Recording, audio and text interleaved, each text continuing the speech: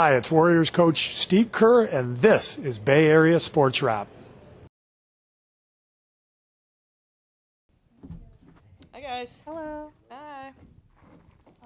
Just curious, kind of what's the plan for Chechi and Tip going forward? Do you imagine they'll be back before playoffs? Or I know there's not a ton of practice time left to get them in shape, so I was kind of wondering We got plenty of time. Yeah. We got plenty of time. What do you guys consider time? Because you always, someone said when we're at 9 games, they said not a lot of games left.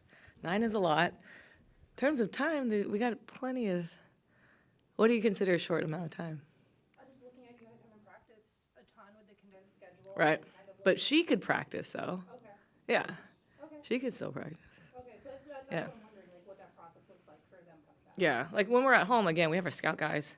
Okay. And all of our coaches can play. Yeah. So we've been getting her ready. But obviously it's day to day, but she looks good. Tip is getting better as well. So it's kind of still just day to day. But yeah. So they're practicing on their own? Yeah, with the scout guys, yes. Yeah. You guys are in the midst of your longest winning streak of the season so far. I'm just curious if there's something that's translated from game to game over this last 5 games. I'd say communication has definitely been the topic of must-have at a high level. Again, because with so many games compacted, fatigue kind of sets in, but we don't allow fatigue to set in with the mental focus and the mental fortitude that we need to win. So I'd say communication has been high level. And then I think that carries over to defending without fouling. When we're smart with our hands and in good position to defend and then box out, now we're not stopping the game.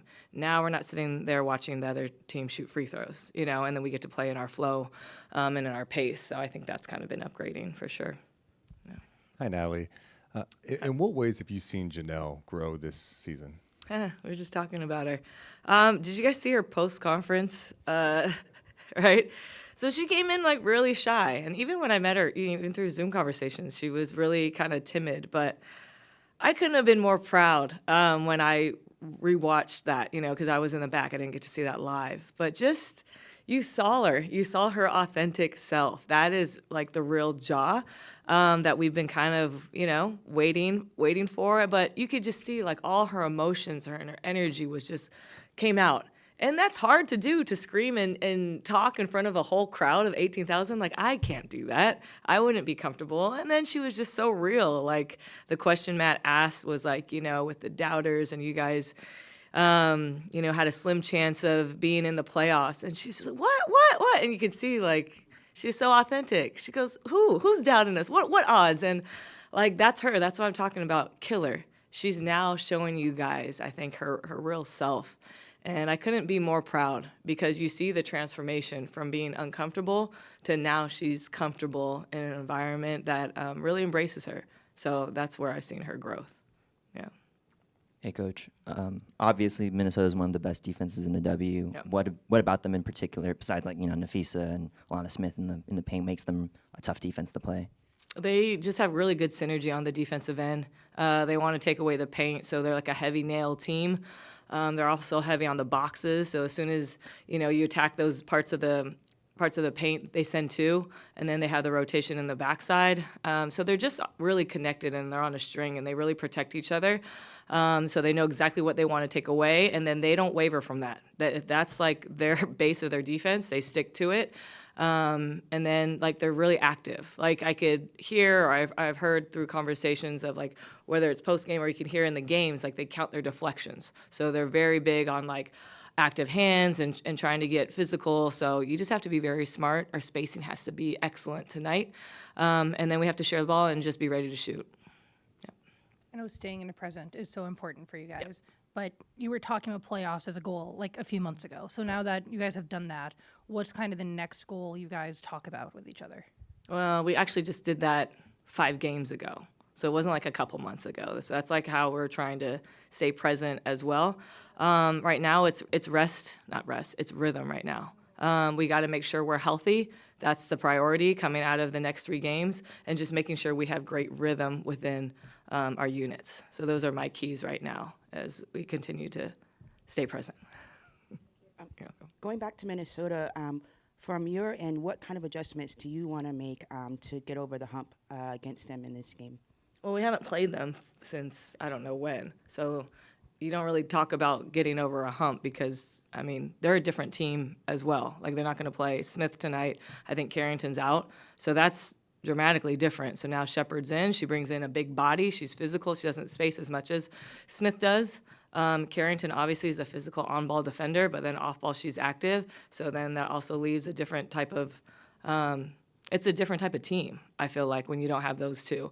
So it's not really talking about getting over a hump. It's talking about how we can game plan, with these different type of personnel on the floor.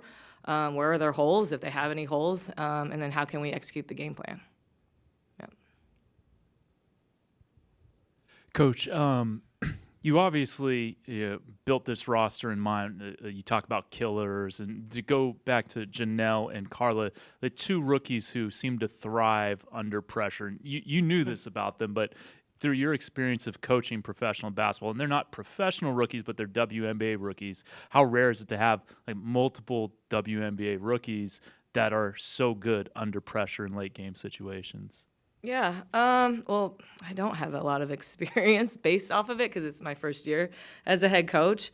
But that's like the beauty of film. Like, if you guys go back, if you guys look at their film from their last season, they're clutch players. Like, if you see a lot of Carla's highlights, it's her making big shots, but her thriving in those moments. And the same thing with Ja. So it was just, I felt like we had it. We knew coming in like they were going to do it as long as we put them in the right spots and the right directions and plays that they like and that they're comfortable with. So we just had to lay down the foundation of it and made sure that they felt confident in our space. So it's really them.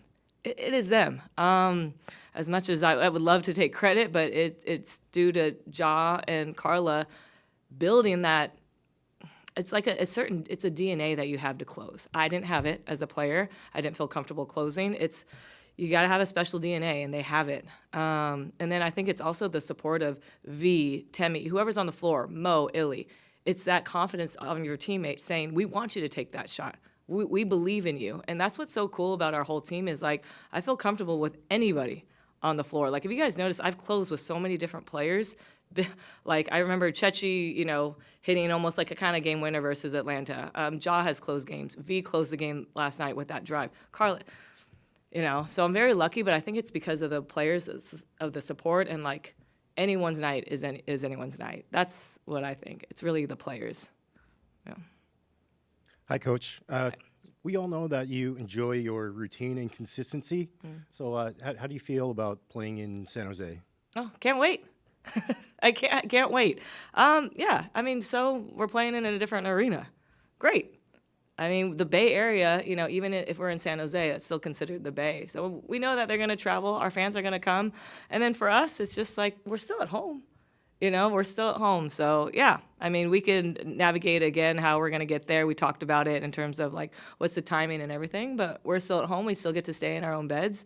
And so, yeah, I see it as a positive. And it's probably going to be exciting for us to kind of be in a new arena. That's probably going to be exciting, really. Yeah. Just following up on that, does it feel full circle knowing that you had a pro career and started in San Jose and it's going, first playoff career game is going to be there? That was like 50 years ago.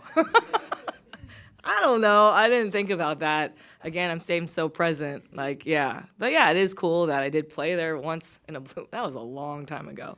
So, yeah. And I'm not as good as our players. Our players are a lot better than me. They, like you guys said, they're closers. I was never a closer. So, yeah, I'm just, it's more I'm present and I'm excited that we made playoffs. Yeah. Thank you. Good. Thanks, guys. Hi, this is Steve Mariucci, and you're watching Bay Area Sports Wrap.